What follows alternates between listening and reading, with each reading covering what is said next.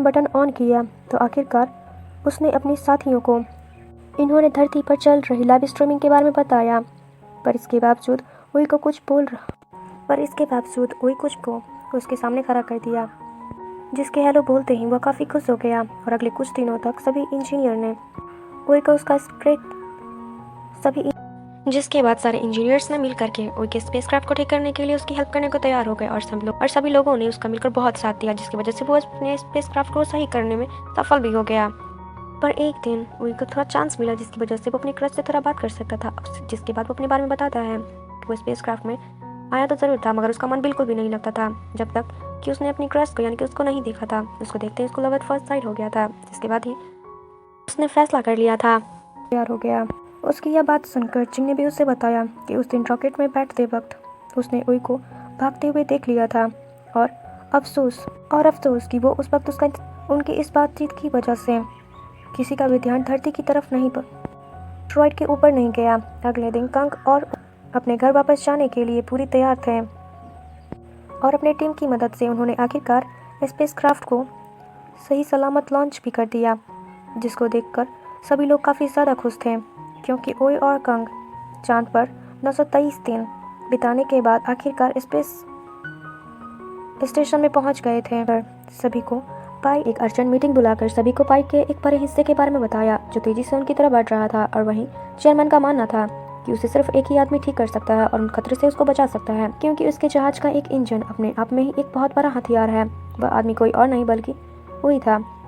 ये सुनते ही जिंग ने कंट्रोल रूम में जाकर लाइव स्ट्रीमिंग को बंद कर दिया, जिसकी वजह से सभी लोग काफ़ी हैरान थे। वो ओई को इस बारे में बताती, इससे पहले ही ओई को इस बारे में पता चल गया था। असल में उसके हेडफोन के जरिए उसकी सारी बातें सुन ली थी उसने।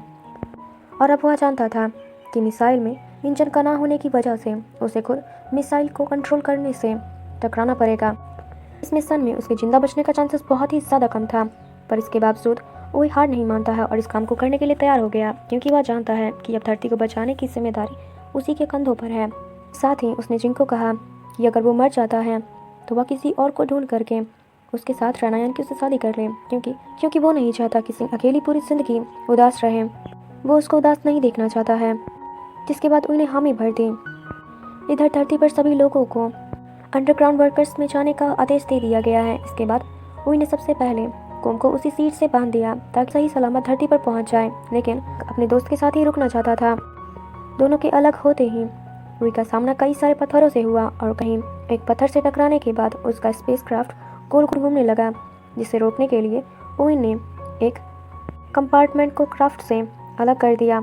जिसके बाद मिसाइल तो एकदम ठीक हो गई। अब उसका इंजन अलग हो चुका था।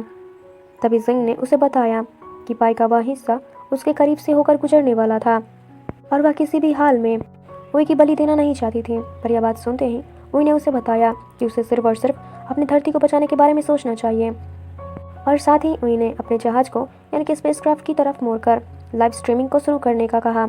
इसके उसने मिसाइल को डिटैच करते हुए सबके साथ के लिए धन्यवाद किया। साथ ही उसने सबको बताया कि वह हमेशा सोचता था कि या तो आगे के लोग मरेंगे या पीछे के लोग मरेंगे, इसलिए उसका मानना था कि बीच में ही रहकर काम करना चाहिए, ये एकदम सेफ होगा। लेकिन धरती और एस्टेरॉयड के बीच में खड़ा था। इसके बाद वो सिंह का पसंदीदा गाना गाते हुए पूरी रफ्तार से एयरक्राफ्ट की तरफ बढ़ने लगा, एस्टेरॉयड की तरफ बढ़ने लगा, जिसे देखकर जिंग के साथ साथ सभी लोग रो रहे थे।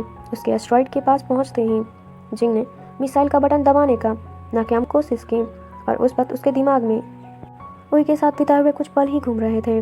पर तभी उई ने उसे उसकी जिम्मेदारी याद दिलाते हुए बटन को दबाने को कहा, जिसके बाद बटन को दबा दिया। और फिर कुछ सेकंड के बाद ही एक बहुत ही बड़ा धमाका हुआ और वो एस्टेरॉयड छोटे छोटे टुकड़ों में बिखर गया। वो छोटे छोटे टुकड़े धरती से टकराते हुए तारों की तरह लग रहे थे, जिसे देखकर कंग भी देख सकता था। तभी भीड़ में मौजूद एक लड़के ने अपनी छोटी बहन को बताया कि आज वह की वजह से ही जा पाएंगे।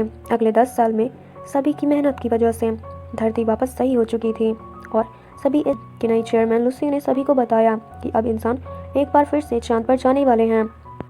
और उधर सिंह भी एक बार फिर से चांद पर जाने के लिए तैयार थे। वहां पहुंचने के बाद उसे उई के चांद पर बिताए हुए सारे पल दिखाई दे रहे थे, जिसे देखते हुए उसकी आंखों में आंसू थे। इसके बाद अपनी एक साथी के साथ धरती को देखते हुए उसने बताया कि 10 साल पहले फटे एस्टेरॉयड का मलबा धरती के चारों ओर एक रिंग की तरफ घूम रहा है, जो हमेशा मूनमैन के होने का याद दिलाते रहता है। इसी चीज़ को दिखाते हुए हमारी आज की मूवी खत्म होती है। आई होप कि आपको वीडियो काफ़ी अच्छा लगे। अगर लगा है तो प्लीज़ एक लाइक, कमेंट, शेयर, सब्सक्राइब जरूर करें। Thank you so much for watching. मिलते हैं अगले वीडियो में। Bye bye.